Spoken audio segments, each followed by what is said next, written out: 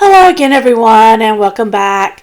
It is still May the 4th, 2001. 2021. And on the Hebrew calendar is the 22nd day of IR 5781. And this is, it is, I'm still here at home in the beautiful mountains of North Carolina, and it is still a beautiful day. It's raining, it's coming down hard at times, and thundering and lightning, and I'm actually seeing streaks of lightning at times, and sometimes it's just flashes, and hear the wind howling a little bit here and there. Well, I've only heard the wind howl that one time. I'm hoping it will howl again soon. But because rain and snow are my favorite weather, I like to, it's the most beautiful time for me. I think it's because whenever it's, when it's raining or snowing, everything seems to slow down. People are, whenever it's sunshine, they're all rush, here, there, let's go here, there, all over the place.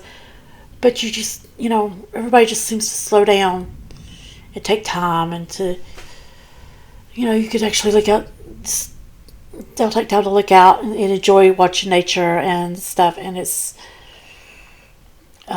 more peaceful. And one of my best times whenever it's raining or storming is when it gets kind of dark, where you need, even though you've got all your curtains open and your shades open in your house, and maybe even your doors open, it's still dark in there, so that you need a light on during the daytime. It's, I like that. So, anyway, starting in chapter 16, verse 1. Adonai said to Shmuel, "How much longer are you going to go on grieving for Shaul, now that I have rejected him as king over Israel? Fill your horn with oil and set out. I will send you to Yeshai the Ben-Lami, because I have chosen myself a king from among his sons." Now, Lami is actually Bethlehem or Bethlehem in Hebrew. And if you're not sure if that I'm right, you'll see in just a moment that I am. Shmuel said, "How can I go? If Shaul hears of it, he will have me killed." Adonai said, "Take a female cow with you and say, 'I have come to sacrifice to Adonai.' Summon Yeshai to the sacrifice. I will tell you what to do, and you are to anoint for me the person I point out to you." Shmuel did what Adonai said and arrived at Bethlehem. Say, "I told you."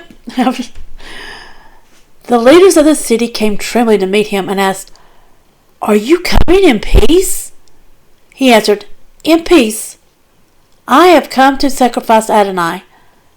Consecrate yourselves and come with me to the sacrifice." Now, just one little thing I want to point out here that I think is interesting is that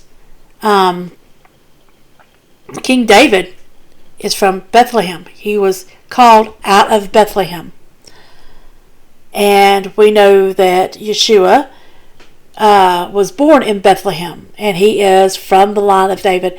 So, and he's keeping up King David's lineage, his kingship, his rulership forever.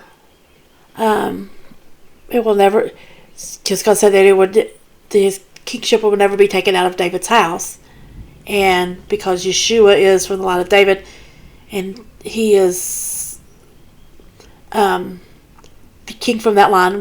He's also he's not only our earthly king, but he is also our heavenly king. That I don't know. I just found it kind of interesting that was out of Bethlehem, and Bethlehem was the smallest. And another thing that God just put in my mind was that Bethlehem was a small town. I think it was like the smallest of towns. I think because I remember reading that later on in the New. I don't remember whether it's in Isaiah or if it was in one of the Gospels where I read that, or somewhere in the New Testament, where that Bethlehem was such a small town. So both kingdoms that he set up, I guess you call them kingdoms, because there was Shaul and then there was David. So, but anyways, they were both called from small places. Benjamin was said they were the smallest of the tribes. So he chose the smallest. And something else just popped in my head. But the smallest bed, which I might be able to find something smaller, but I will say, just the way it popped in my head, the smallest bed was a manger.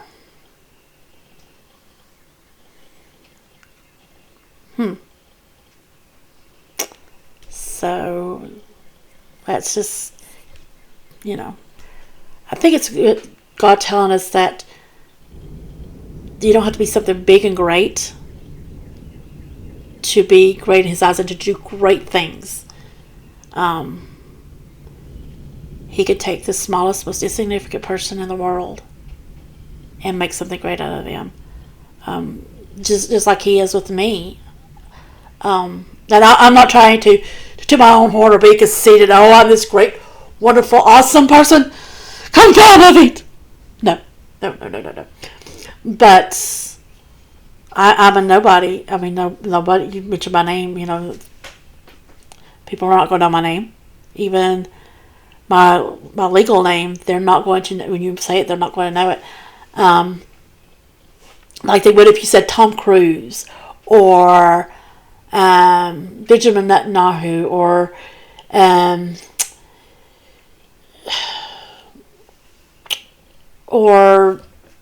don't know, Kareem Abdul-Jabbar or Babe Ruth or you say any of those names and people know exactly who you're talking about. But you mention my name, they're not going to. But he is doing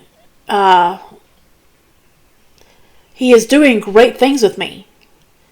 And I know that from the fact that my website, that does have my legal name on it, it is very, very hard to find. But I have like thousands of followers on that. And my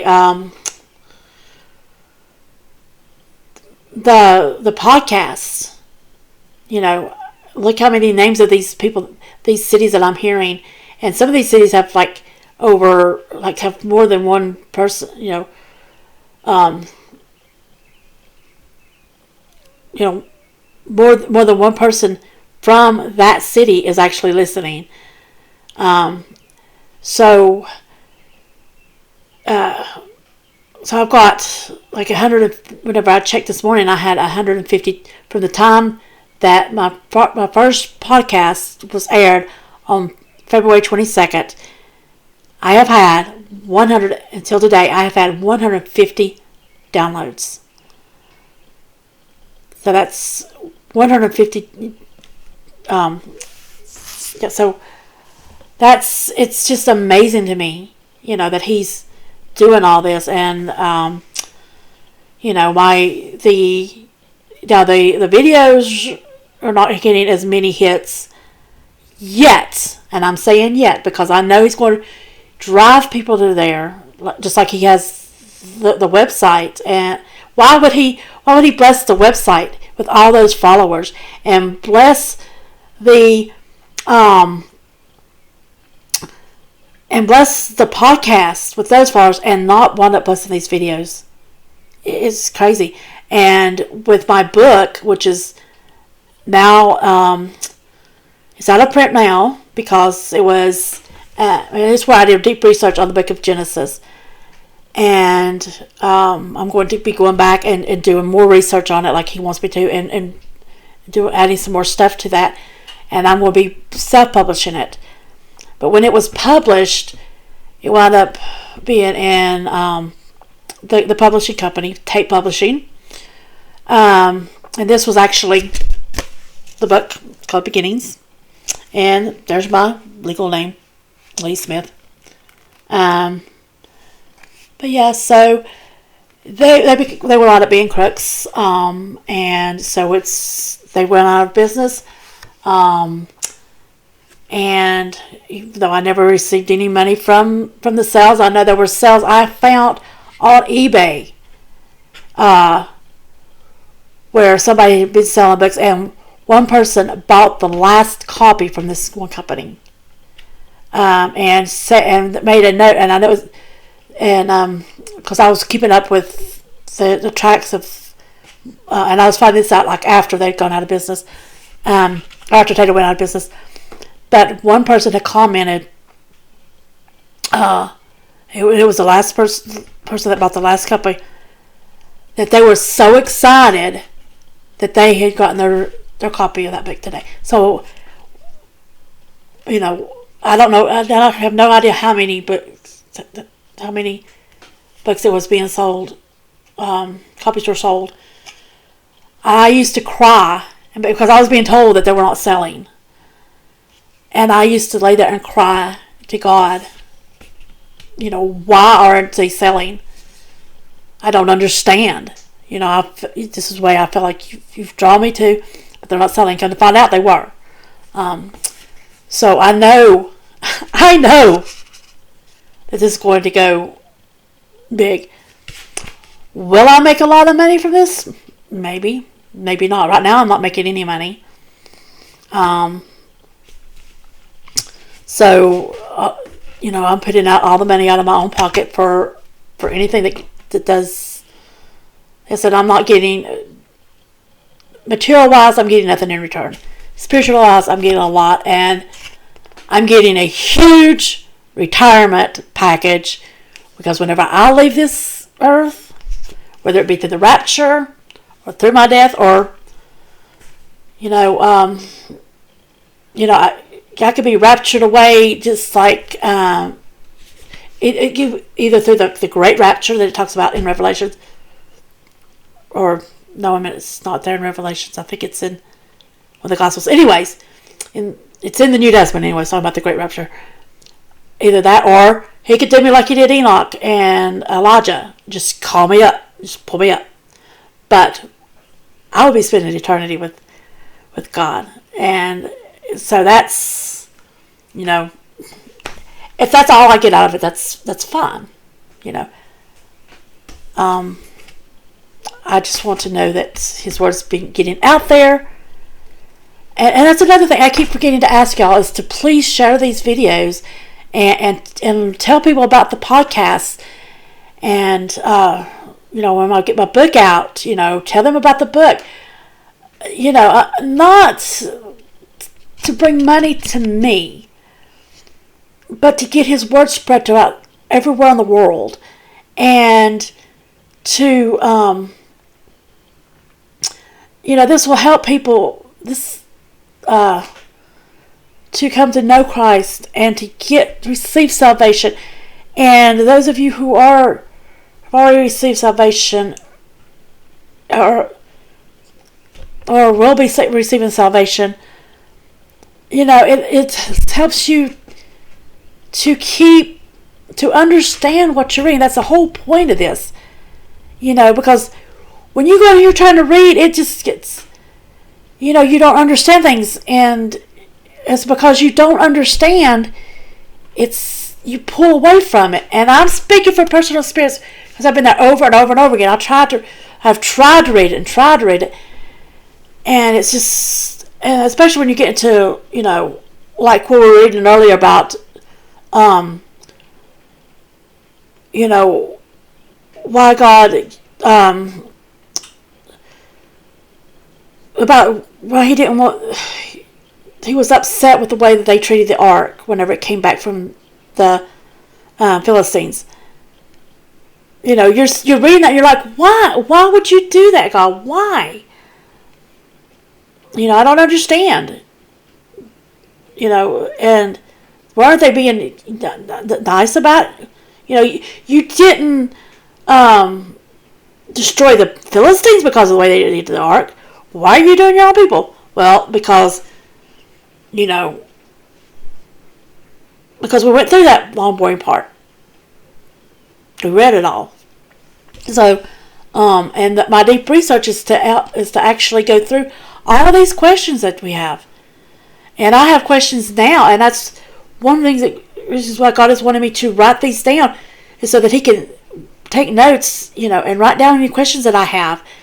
And so that way, whenever I get through anything else that has not already found answers to, by going through this entire book, He could show me where to go and find the answers to those, and and help me to understand, and to help you understand. So anyways, back to our story. So we're going to pick back up in verse 5, because I can't remember exactly what verse we started at, but I know we're right in that area. So he consecrated Yeshaiah and his sons and summoned them to the sacrifice. When they had come, he looked at Eliab and said, "This has to be Adonai's anointed one, here before him." But Adonai said to Shmuel, "Don't pay attention to how he looks or how tall he is, because I have rejected him." Adonai doesn't see the way humans see. Humans look at the outward appearance, but Adonai looks at the heart. Then Yeshaiah called Abinadab and presented him to Shmuel, but he said, "Adonai hasn't chosen this one either." Yeshaiah presented Shammah. Again Shmuel said, "Adonai hasn't chosen this one either." Yeshaiah presented 7 of his sons to Shmuel, but Shmuel told Yeshaiah, "Adonai has not chosen these." "Are all your sons here?"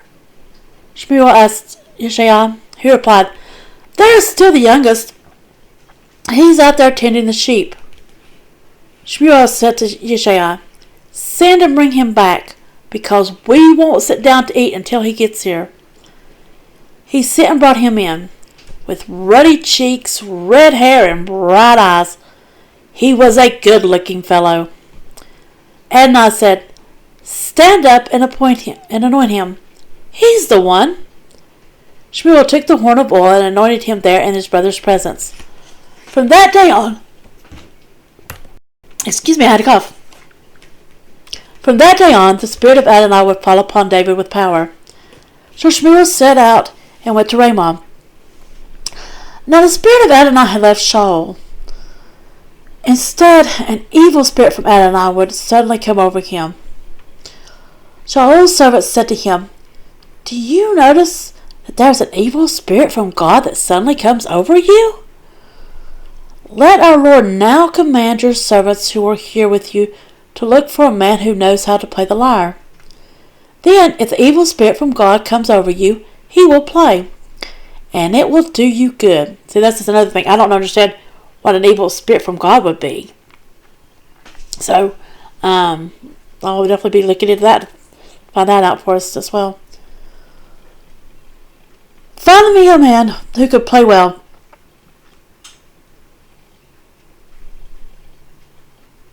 Well, let me go back.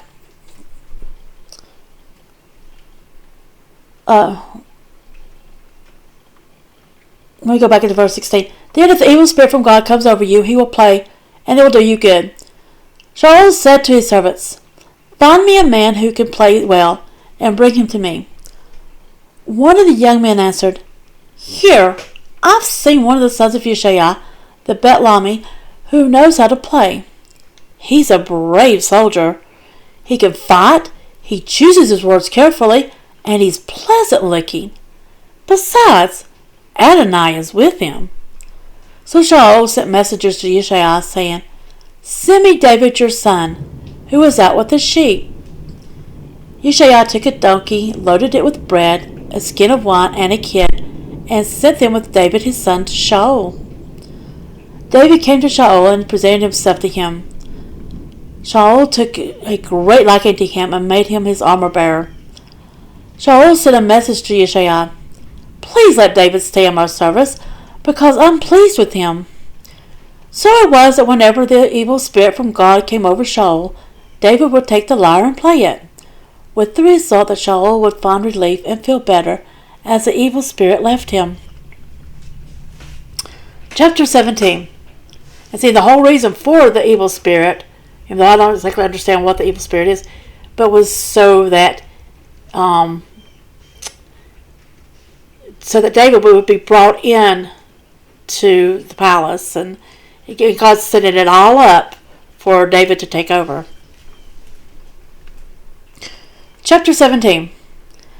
The Philistines rallied their troops for war, assembling at Socoh in Yehudah, and setting up camp between Socoh and Azekah in Ephes Damim. Shaul and the men of Israel assembled up, set up camp in the Elah Valley, and drew up their battle line opposite the Philistines. The Philistines occupied a position on one hill, and Israel a position on another hill, with a valley between them. There came out a champion from the camp of the Philistines named Goliath from Gath, who was 9 feet 9 inches tall. Okay, so I'm going to use a ruler to show you about how tall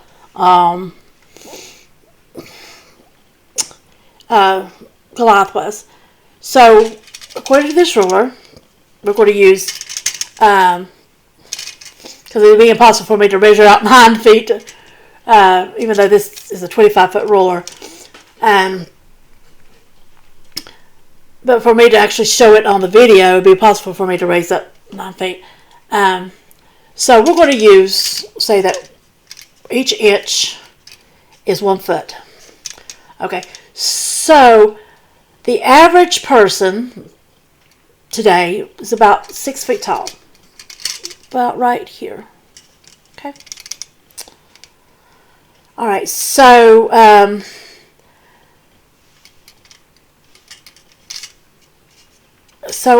I'm not sure how tall people were back then. They might have been a little taller than that. They might have been a little bit shorter. But we're just going to go with 6 inches. Let's see. Can you actually see it better this way? Yeah, I think. Okay, turn it this way. So here's 6 inches. Okay. All right, so, but Goliath was this much taller. So 9 feet 9 inches. There's 9.5. And so a little bit taller than that. So roughly right along in here. So he is from here to roughly here. That much taller than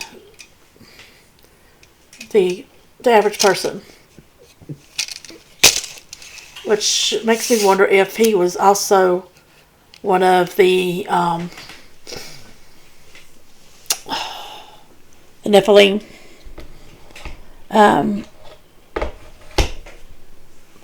Now, I know that we have people today who specifically, I know, like on baseball teams, or not baseball, but basketball, they're like 7-something, 8-something feet at times. And I'm not saying that everybody that's tall like that is of the Nephilim, but back during these days, there was a lot of Nephilim roaming around. There probably still are today. I am not 100% certain, but, so these, and I'm not sure about how tall other people were, but think about, that was in the Philistines. I'm sure he wasn't dealing with those big and tall like that. So we don't know how, there's 20 people that Jehoiada and his servant killed that day. We don't know how tall they were.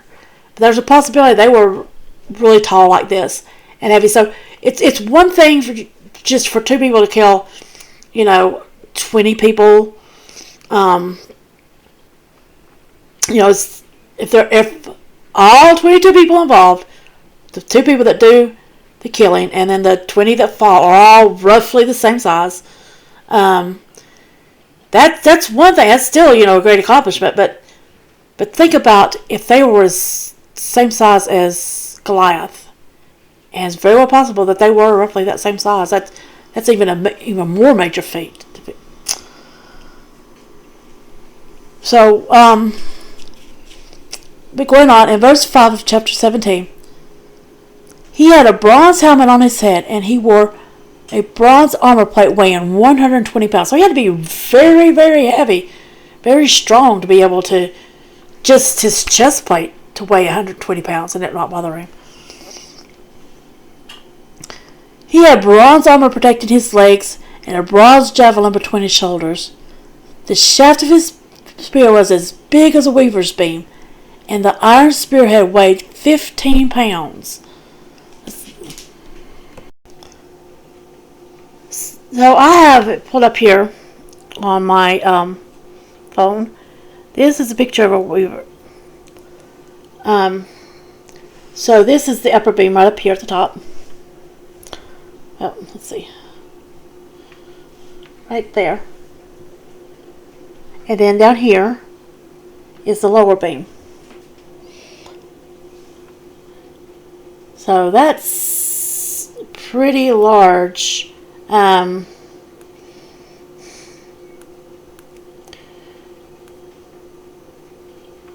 of course that was just a drawing, but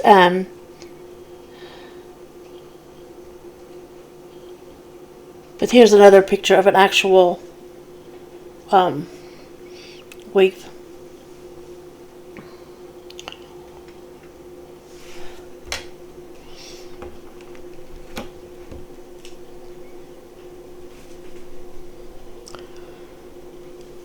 So back to verse 7. The shaft of his spear was as big as a weaver's beam, and the iron spearhead weighed 15 pounds.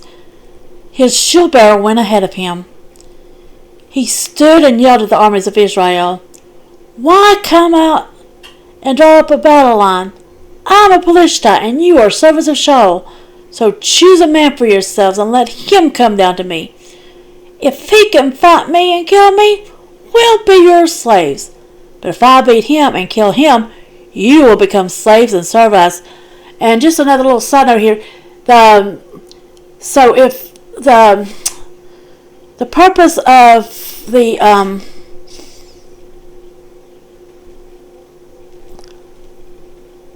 of his shield bearer would be to carry his shield and to kind of so that his shield is going to be heavy. And it has to be, really big to protect him. So obviously his shield bearer has to be big like him to be able to carry such a heavy thing. And also the purpose of the shield bearer is not only to carry it, but to try to protect him, as arrows and things are coming in, to hold it up and block off any arrows before they can get to him. So he has to be tall enough to be able to do that. So somebody that's roughly 6 foot tall is not going to be able to do this.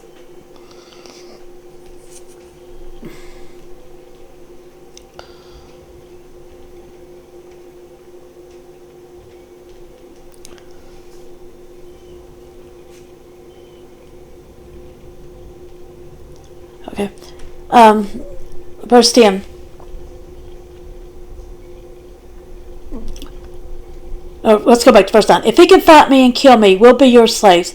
But if I beat him and kill him, you will become slaves and serve us.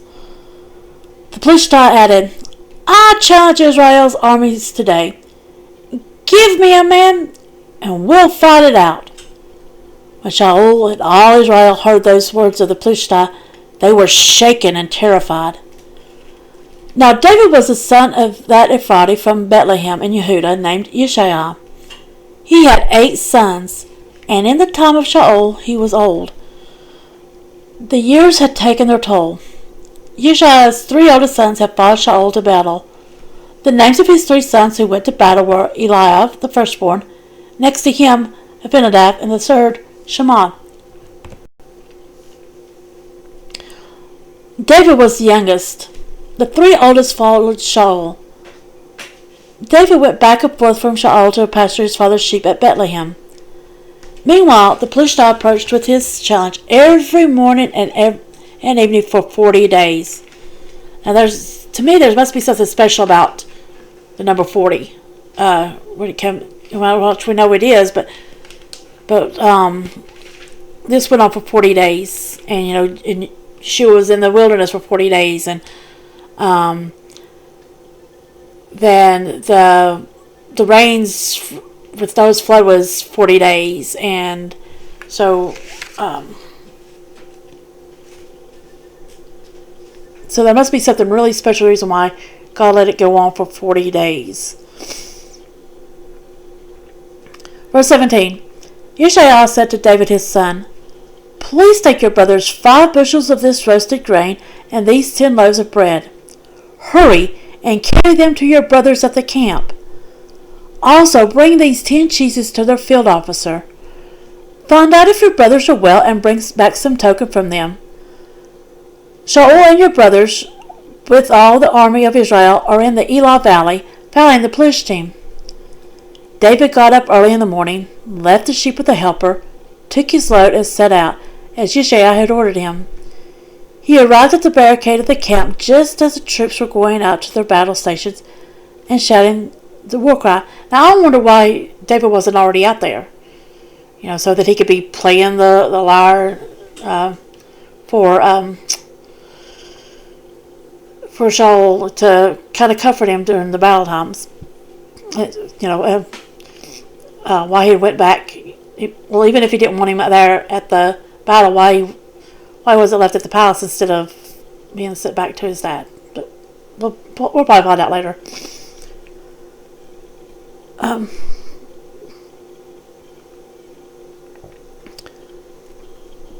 Verse 21.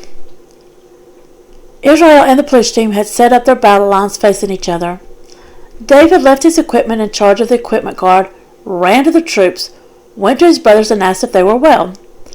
As he was talking with them, there came the champion, the Philistine from Gath, named Goliath, from the ranks of the Philistine, saying the same words as before, and David heard them. When the soldiers from Israel saw the man, they all ran away from him, terrified. The soldiers from Israel said to each other, "You saw that man who just came up? He has come to challenge Israel. To whoever kills him, the king will give a rich reward. He'll also give him his daughter and exempt his father's family from all service and taxes in Israel." David said to the men standing with him, "What reward will be given to the man who kills this Philistine and removes this disgrace from Israel? Who is this uncircumcised Philistine, anyway, that he challenges the armies of the living God?" The people answered with what they had been saying, adding, "That's what will be done for the man who kills him." Eliab, his oldest brother, heard when David spoke to the men, and it made Eliab angry at him. He asked, "Why did you come down here? With whom did you leave those few sheep in the desert? I know how conceited you are and how wicked your heart is. You just came down to watch the fighting." David said, "What have I done now? I only asked a question." He turned away from him to someone else and asked the same question, and the people gave him the same answer. David's words were overheard and told to Shaul, who summoned him. David said to Shaul, "No one should lose heart because of him. Your servant will go and fight this Philistine." Shaul said to David, "You can't go to fight this Philistine. You're just a boy, and he has been a warrior from his youth." David answered Shaul, "Your servant used to guard his father's sheep. When a lion or a bear would come and grab a lamb from the flock, I would go after it, hit it, and snatch the lamb from its mouth. And if it turned on me, I would catch it by the jaw, smack it, and kill it. Your servant has defeated both lions and bears, and this uncircumcised Philistine will be like one of them, because he has challenged the armies of the living God." Then David said, "Adonai, who rescued me from the paw of the lion and from the paw of the bear, will rescue me from the paw of this Philistine." Shaul said to David, "Go, may Adonai be with you." Shaul dressed David in his own armor. He put a bronze helmet on his head and gave his armor plate to wear. David buckled his sword on his armor and tried to walk, but he wasn't used to such equipment. David said to Shaul, "I can't move wearing these things because I'm not used to them." So David took them off. So this right here shows us that shield bearer of Goliath had to have been right around Goliath's weight and height to be able to carry his shield. Because if David, who was, we don't know exactly how tall, Shaul was, and David was, but and the soldiers, but we do know that Shaul was taller than everyone else, but he wasn't all that much taller. But shoulders, head and shoulders, probably about this much taller. So if David couldn't even walk, he had trouble with that armor, then that lets you know that, it could have been just somebody that so Goliath was even taller than Shaul. So,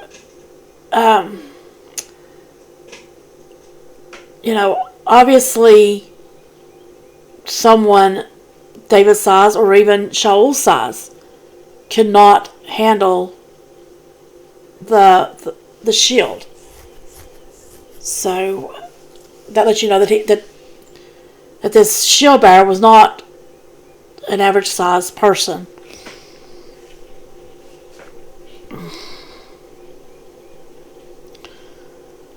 Verse 40. Then he took his stick in his hand and picked 5 smooth stones from the riverbed, putting them in his shepherd's bag in his pouch. Then, with his sling in his hand, he approached the Philistine. The Philistine, with his shield bearer ahead of him, came nearer and nearer to David.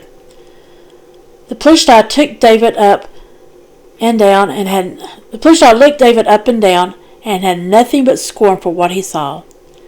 A boy with ruddy cheeks, red hair, and good looks. The Philistine said to David, "Am I a dog? Is that why you're coming at me with sticks?"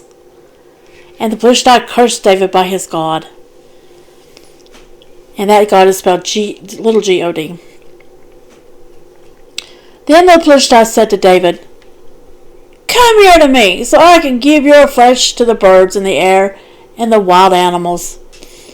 David answered the Philistine, "You're coming at me with a sword, a spear, and a javelin, but I am coming at you in the name of Adonai Zvaot, which is the Lord of hosts, the Lord of armies." So God is not just God of the heavenly hosts, but He's God of the earthly hosts too, or the heavenly armies, but of the earthly armies too, specifically of Israel's army. "I'm coming at you in the name of Adonai Zvaot, the God of the armies of Israel, whom you have challenged. Today Adonai will hand you over to me. I will attack you, lop your head off, and give the carcasses of the army of the Philistine to the birds in the air and the animals in the land. Then all the land will know that there is a God in Israel, and everyone assembled here will know that Adonai does not save by sword or spear. For this is Adonai's battle, and He will hand you over to us." Now that's faith. That's faith. And that's what God's looking at us. looking from us is faith like that. When the Plishti got up, approached, and came, and when the Plishti got up, approached, and came close to meet David, David hurried and ran toward the army to meet the Plishti. David put his hand in his bag, took out a stone, and hurled it with his sling. It struck the Plishti in his forehead and buried itself in his forehead, so that he fell face down on the ground. Thus David defeated the Plishti with a sling and a stone, striking the Plishti and killing him. But David had no sword in his hand. Then David ran and stood over the Plishti, took his sword, drew it out of its sheath, and finished killing him, cutting off his head with it. Now, isn't that interesting that this little guy was able to pull out that heavy sword? So he couldn't even handle Saul's armor on him. He couldn't move with it on him, but he was able to pull out that sword and use it. That wasn't David. That was God giving him that strength.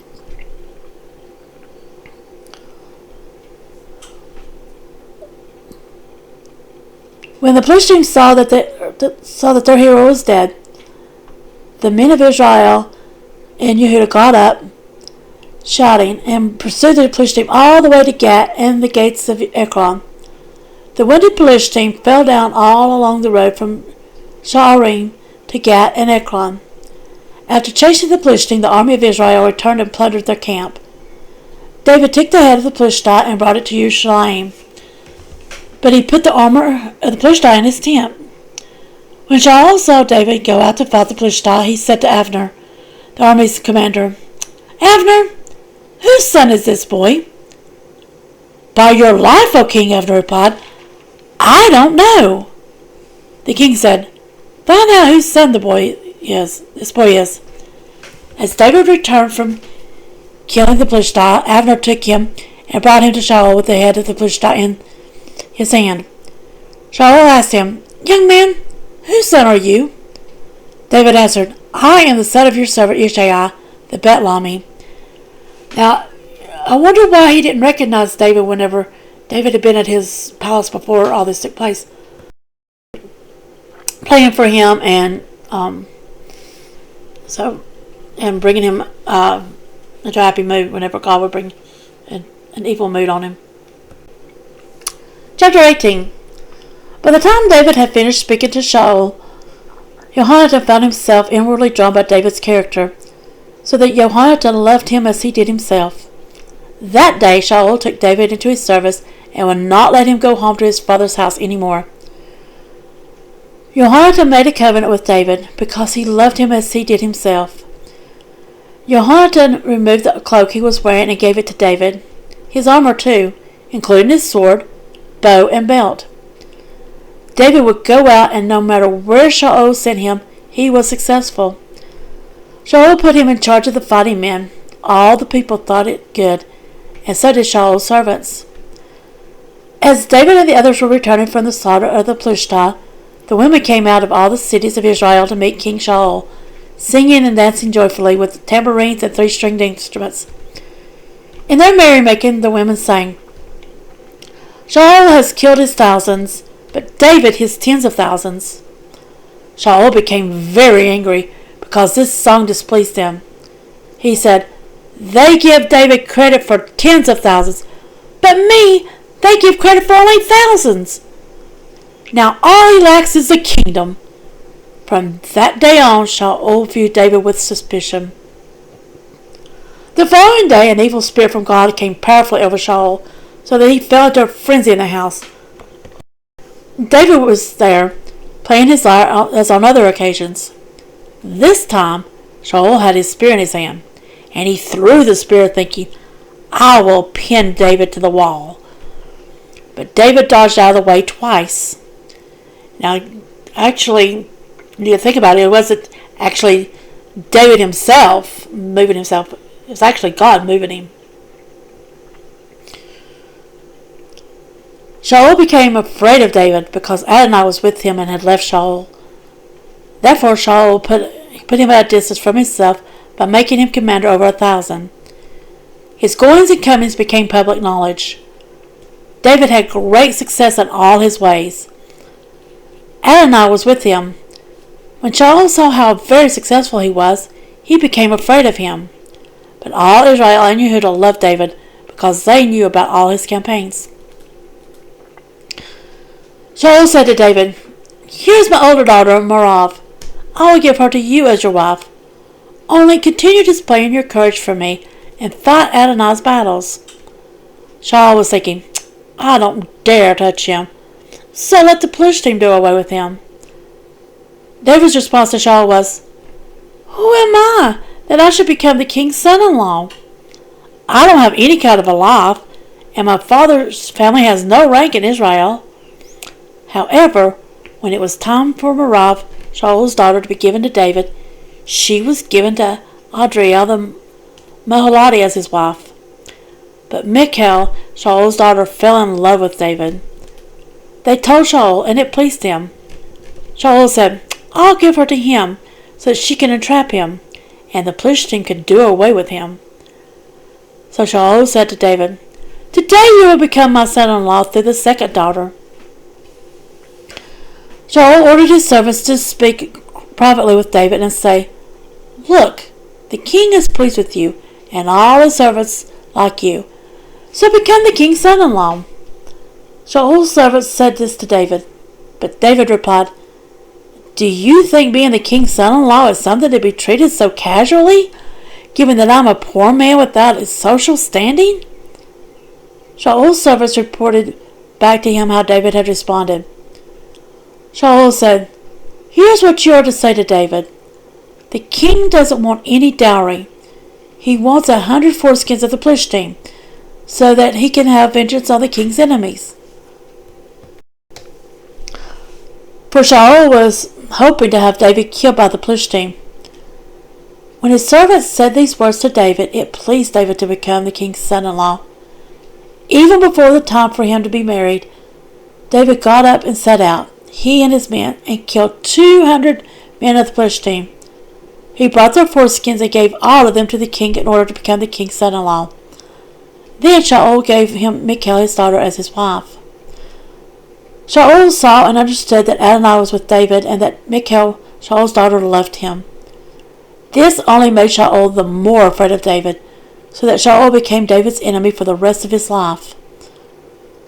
The daughters of the Philistine would attack, but whenever they attacked, David was more successful than any of Shaul's servants, so that David acquired a great reputation. Chapter 19. Shaul told Johanan his son and all his servants that they should have David killed. But because Johanan was very fond of David, he told him, "My father Shaul is out to have you killed. Therefore you must be very cautious tomorrow morning. Find a well-concealed place to hide in. I will go out and stand next to my father in the countryside where you're hiding. I will talk with my father about you, and if I learn anything, I'll tell you." Johanan spoke well of David to Shaul his father and said to him, "The king shouldn't sin against his servant David, because he hasn't sinned against you. On the contrary, his work for you has been very good indeed. He put his life in his hands to attack the Philistine, and Adonai accomplished a great victory for all Israel. You yourself saw it, and you were happy about it. So why do you want to sin against innocent blood by killing David without any reason?" Shaul heeded Johanan's advice and swore, "As Adonai lives, he will not be put to death." Johanan called David and told him all these things. Then Johanan brought David to Shaul to be in attendance on the king as before. War broke out again, and David went and fought the Philistine. He defeated them with a great slaughter, and they fled before him. Then an evil spirit from Adonai came upon Shaul as he sat in his house with his spear in his hand.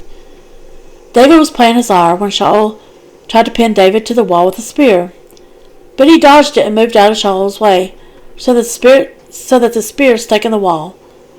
David fled, so that night he escaped. But Shaul sent messengers to David's house to watch for him and kill him in the morning. Michal, David's wife, told him, "If you don't save your people tonight, tomorrow you'll be dead." So Michal let David down through the window, and he left, fled, and escaped. Michal took the household idol, laid it on the bed, put a goat's hair quilt at its head, and covered it with a cloth. When Shaul sent messengers to capture David, she said, "He's ill." Shaul sent the messengers to see David with the order, "Bring him up to me, bed and all, so that I can kill him." But when the messengers entered, there before him was the household idol in the bed, with a goat's hair quilt at its head. Shaul asked Michal, "Why did you deceive me this way and let my enemy go and escape?" Michal answered Shaul, "He threatened me. Let me go or I'll kill you." David fled and escaped, then came to Shmuel in Ramah and told him everything Shaul had done to him. So he and Shmuel went and stayed in the prophet's dormitory. The news reached Shaul that David had been seen at the prophet's dormitory in Ramah. Shaul sent messengers to capture David. But when they saw the group of prophets prophesying with Shmuel standing and leading them, the Spirit of God fell on Shaul's messengers, and they too began prophesying. When Shaul was told, he sent other messengers, but they too began prophesying. Shaul sent messengers a third time, and they also prophesied. Then he himself went to Ramah. When he arrived at the big cistern in Seku, he asked, "Where are Shmuel and David?" Someone answered, "They're at the prophet's dormitory in Ramah." While on his way to the prophet's dormitory in Ramah, the Spirit of God fell on him too, and he went on prophesying until he arrived at the prophet's dormitory in Ramah. He also stripped off his clothes, prophesied in Shmuel's presence, and lay there naked all that day and all that night. Hence it continues to be an expression, "Is Shaul a prophet too?" David fled from the prophet's dormitory in Ramah, returned to Yohanan, and said, "What have I done? Where have I gone wrong? What sin have I committed that makes your father want to take my life?" Yohanan replied, "Heaven forbid! You're not going to die. Look, my father does nothing important or unimportant without telling me first. So why should my father hide this from me? It just won't happen." In response, David swore, "Your father knows very well that you have made me your friend. This is why he will say, 'Yohanan must not know this, or he will be unhappy.' As truly as Adonai lives, and as truly as you are alive, there is only a step between me and death." Yohanan said to David, "Anything you want me to do for you, I'll do." David answered Yohanan, "Look, tomorrow is Rosh Chodesh, which means the first day of the month, and I ought to be dining with the king. Instead, let me go and hide myself in the countryside until evening of the third day. If your father misses me at all, say, 'David bade me to let him hurry to Bethlehem, his city, because it's the annual sacrifice there for his whole family.' If he says, 'Very good,' then your servant will be all right. But if he gets angry, you will know that he has planned something bad. Therefore, show kindness to your servant, for you bound your servant to yourself by a covenant before Adonai. But if I have done something wrong, kill me yourself. Why turn me over to your father?" Yohanan said, "Heaven forbid! If I ever were to learn that my father had definitely decided to do you harm, wouldn't I tell you?" Then David asked Yohanan, "Who will tell me in the event your father gives you a harsh answer?" Yohanan said to David, "Come, let's go out in the countryside." They went out, both of them, to the countryside. Yohanan said to David, "Adonai, the God of Israel, is witness. After I have sounded out my father, about this time tomorrow, or the third day, then if things look good for David, I will send to let you know. But if my father intends to do you harm, may Adonai do as much and more to me if I don't let you know and send you away, so that you can go in peace. And may Adonai be with you, just as he used to be with my father. However, you are to show me Adonai's kindness not only while I am alive, so that I do not die. But also, after Adonai has eliminated every one of David's enemies from the face of the earth, you are to continue showing kindness to my family forever." Thus Jehoiada made a covenant with the family of David, adding, "May Adonai seek his fulfillment even through David's enemies." Jehoiada had David swear it again because of the love he had for him. He loved him as he loved himself. Jehoiada said to him, "Tomorrow is Rosh Chodesh, and you will be missed, because your seat will be empty. The third day, hide yourself well in the same place as you did before. Stay by the departure stone. I will shoot 3 arrows to one side as if I were shooting at a target. Then I will send my boy to recover them. If I tell the boy, 'They're here on this side of you, take them,' then come.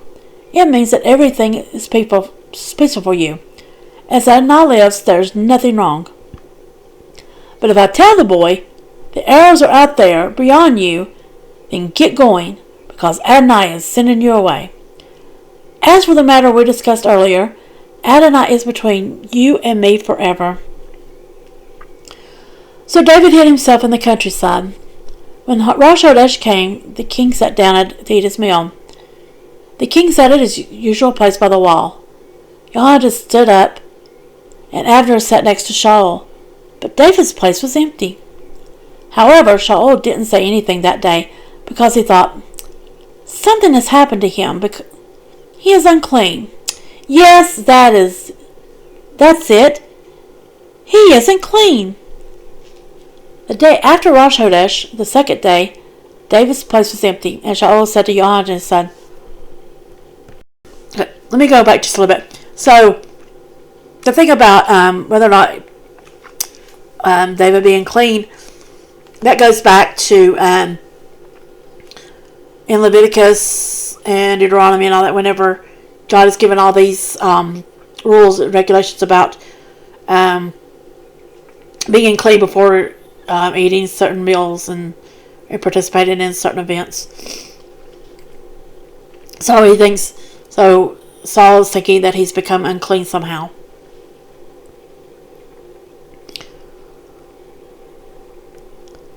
So let's go back to verse 27. The day after Rosh Chodesh, the second day, David's place was empty, and Shaul said to Jehoiada his son, "Why hasn't Yishaiah's son come to the meal either yesterday or today?" Jehoiada answered Shaul, "David begged me to let him go to Bethlehem. He said, 'Please let me go, because our family has a sacrifice in the city, and my brother demanded that I come.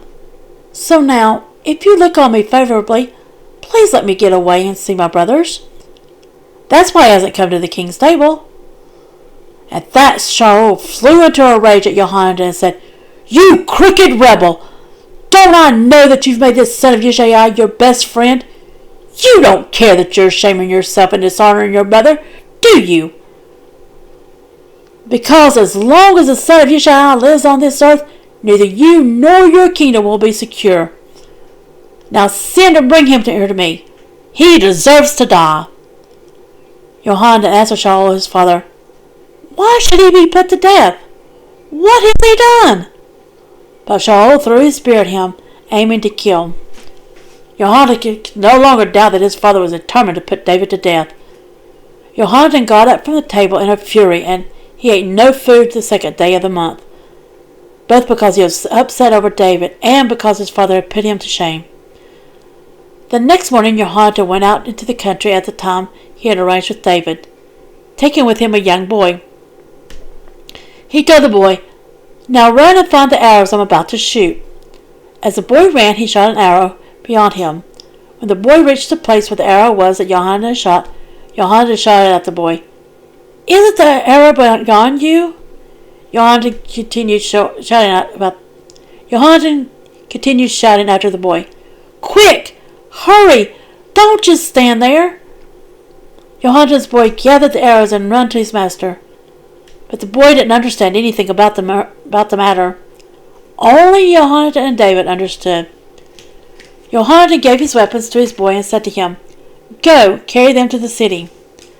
As soon as the boy had gone, David got up from a place south of the stone, fell face down on the ground and prostrated himself 3 times. And they kissed one another and wept each with the other until it became too much for David.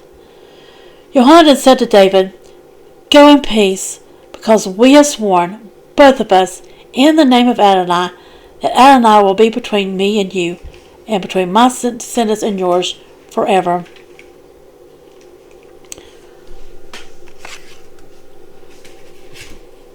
So that is the end. I want to finish up. No, we're going to start again in chapter 21 in our next video. So don't forget to hit the thumbs up and subscribe buttons and the notification bell so you'll be notified of all videos. And if you have any questions or comments, put them in the comment section below, and also share this video so that God's word can get out to everyone. And I hope you have a wonderful and blessed rest of your day. Bye-bye.